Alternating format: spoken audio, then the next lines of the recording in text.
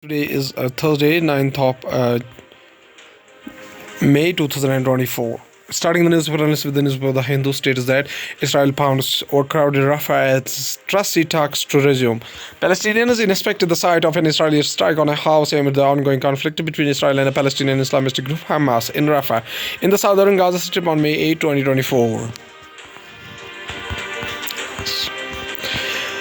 Talks aimed at agreeing a ceasefire resumed in Cairo on May 8 in the presence of all parties. Israel bombarded the overcrowded Gaza city of Rafah, where it has launched a ground incursion as talks resumed on Wednesday in Cairo, aimed at agreeing the terms of a truce in the 7-month war. Despite international objections, Israel sent tanks into Rafah on Tuesday and seized the nearby crossing into Egypt, that is main conduit for aid into besieged Palestinian territory. The Hindu newspaper also states that Supreme Court to pass order on interim bail to Delhi Chief Minister Arvind Kejriwal on May 10. Locals, which as a large banner of a jail, Delhi Chief Minister Arvind Kejriwal hangs from the balcony of the building during his wife Sunita Kejriwal's election roadshow for the Lok Sabha polls in New Delhi, Saturday, April 27, 2024. The bench has divided the hearing on Mr. Kejriwal's petition against the arrest into two parts. The Supreme Court will deliver its order on granting interim bail to Delhi Chief Minister Arvind Kejriwal in a money laundering case linked to the alleged excise policy scam on May 10. Justice Sanjeev Kumar Khanna, who headed the bench which heard Mr. Kejriwal's petition against his arrest in the case, said, "We will pronounce the interim order on interim bail on Friday. The main matter related to the challenge to arrest will also be taken on the same day." The Hindu newspaper also states that 3 Indian naval ships arrived to Singapore for operational deployment to South China Sea. Indian naval ship in INS Dali, INS Shakti and INS Kiltan arrived in the Singapore. The 3 ships will leave for Malaysia on Thursday and visit the Philippines. The 3 Indian naval ships have arrived in Singapore for a 3-day visit as part of the operational deployment of the Navy's Eastern Fleet to the South China Sea, underscoring the strong linkages between both the navies. Led by Rear Admiral R. Adam Rajesh Dhankar, Indian naval ships Delhi Shakti and Kiltan reached the Changi naval base in the state of Monday, the Indian Navy spokesperson said in a post on the X platform. The Hindu newspaper also states that Chinese warships have been docked in Cambodia for 5 months, but Gomez says it is not a permanent.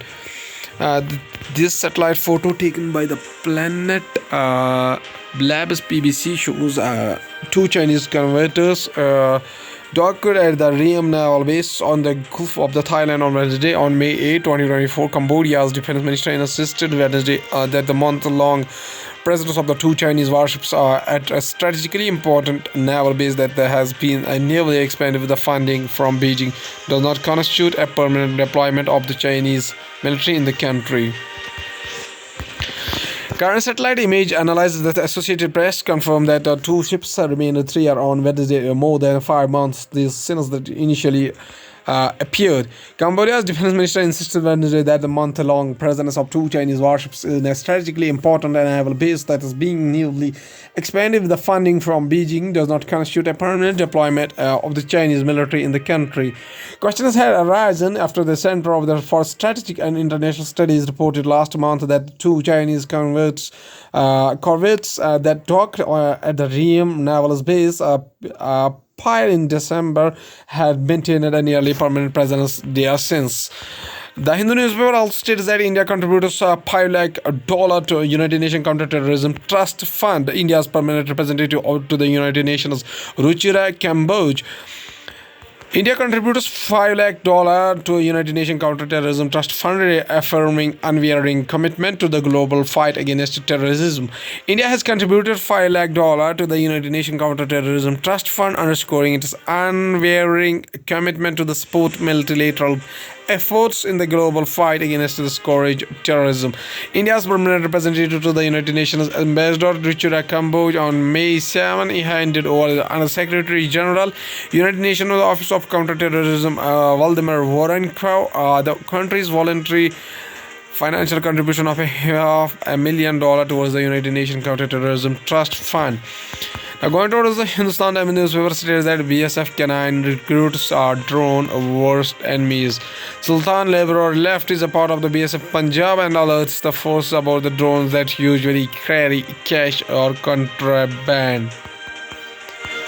Man's best friend, it turns out, is also a drone's worst enemy, for the keen ears can pick up the mechanical buzzing of these flying machines, a sound that the human ears usually does not. Hindustan Times also states that Denmark advised flags trashy plot NDMC swings into action. NDMC conducts a cleaning drive near the Denmark embassy on Wednesday. Denmark's ambassador to India, Freddie Savani, in a video posted on social media on Wednesday, complained about the burgeoning amounts of trash on a vacant plot between the Danish and the Greek embassies in Chanakya Puri, a push that prompted the New Delhi Municipal Council (NDMC) to begin clean-up operations on the latter that tracked within the hours. Now, going towards the economy of the country from the business point of view, stock market today live updated. Sensex still plus 250 points, Nifty flickers around 22,200. Stock market live after settling in negative territory of the for the last four sessions. Sensex Nifty opened in the mixed territory today. Stock market live updated. Building stock exchange Sensex opened 33.10 points or 0.05% higher at 73,499.50, while a Nifty inched 77.70 points or 0.35% lower at 22,224.80. Share market today live updated. Sensex Nifty with start with the minor cuts. From business point of view, corporate sector growth in property sales moderates in a March quarter. As per the analysis of the quarterly resulted of 378 companies done by the Bank of Baroda, profit after tax PAT grew by 5.8% in the March 2024 quarter compared to the growth of 8.1% in the same quarter of financial year 2023. The performance of the corporate sector, which is a key driver of the economy, has remained muted, with the profits and sales numbers showing a slowdown in the growth of the quarter ended in March 2024. Performance of the corporate sector has remained muted as per the Bank of Baroda report. From the banking and finance point of view, Reserve Bank of India lifts onboarding ban for new customers on the Bank of Baroda World application. The lender said it will now resume onboarding new customers in the BOB World application. Bank of Baroda on the Wednesday said that the Reserve Bank of India has lifted restrictions imposed on it on October last year, which banned the lender from onboarding customers onto the BOB World. As of the September 2023 quarter, before the Reserve Bank of India ban, the trade transactions, both the financial and non-financial, on BOB World were Bank of Baroda World were 7.95 million, which reduced to 7.19 million as of December 2023. Now, going towards the world news, including dogs entering United States must be 6-month-old and microchipped to prevent the spread of rabies, neurologists say. Unfounded, no evidence so far. Russia on United States claims of Indian officials plotting a kill Bannon Trump 18 to make political debate, or as Florida delegate to Republican convention. Biden says United States won't supply weapons for Israel to attack the Rafah in the warning to ally. Donald Trump secures another win by bids to slow criminal prosecutions. Israel says it opened a key Gaza crossing after a rocket attack, but the United Nations says no aid has entered. Now, going towards the science and tech news, United States eyes curbs on China's access to artificial intelligence software behind apps like ChatGPT. US eyes curbs on the China's access to artificial intelligence software behind apps like ChatGPT. The Biden administration is poised to open up a new front in its effort to safeguard the United States artificial intelligence from China and Russia, with the preliminary plans to place guardrails around the most advanced artificial intelligence model. The core software of artificial intelligence system like ChatGPT, sources said. The Biden administration is poised to open up a new front in its effort to safeguard United States artificial intelligence from China and Russia, with the preliminary plans to place guardrails Guardrails are one of the most advanced artificial intelligence models, like the core software as of artificial intelligence system like ChatGPT sources said. The Commissioner Department is considering a new regulatory push to restrict the new export of the proprietary or closed source of artificial intelligence models whose software and data it is trained on are kept on wraps. Three people are familiar with the matter said. Undernutrition and anemia remain pressing public health issues. ICMR and IN recommends that dietary allowances and nutrients requirements for Indians and revises them from time to time based on the emerging scientific evidences and the changing food landscape.